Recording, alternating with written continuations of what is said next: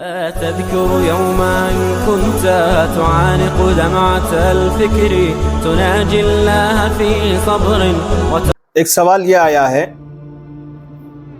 شوہر کے انتقال کے بعد اس کی بیوی اور بچوں کا خرچ کس کے ذمے ہے؟ شوہر کے گھر والوں کے ذمے ہے یا پھر بیوی کے گھر والوں کے ذمے ہے؟ یعنی ددیال پر ہے یا ننیال پر ہے؟ تو جواباً عرض ہے، بیوی کا خرچہ مرحوم شوہر کے گھر والوں پر نہیں ہے۔ یہ اچھی طرح سمجھنے کی بات ہے۔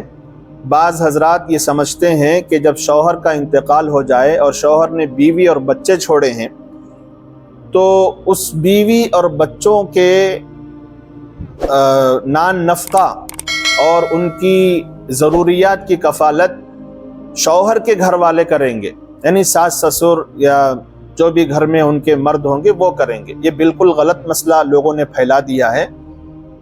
شوہر کے انتقال کے بعد بیوی بچوں کا خرچ اور اس کا ذمہ مرحوم شوہر کے گھر والوں پر نہیں آتا شرعاً۔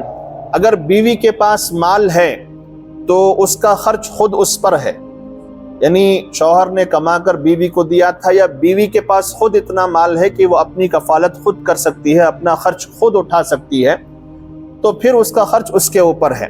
اگر مال نہیں ہے تو اس کے والد کے ذمے اس کا خرچہ ہے۔ بیوی کے پاس مال ہے تو وہ خود اس کی کفالت کر لے، اور اگر مال نہیں ہے تو پھر اس کے والد بیوی یعنی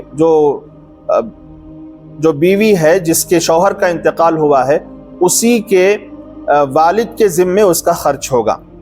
ہاں، مرحوم نے اگر چھوٹے چھوٹے بچے چھوڑے ہیں تو دیکھا جائے گا کہ ان بچوں کے کھاتے میں کچھ مال ہے یا نہیں ہے۔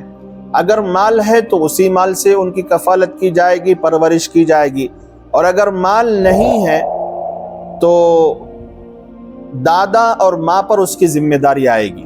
بچوں کے دادا اور ماں پر ذمہ داری آئے گی۔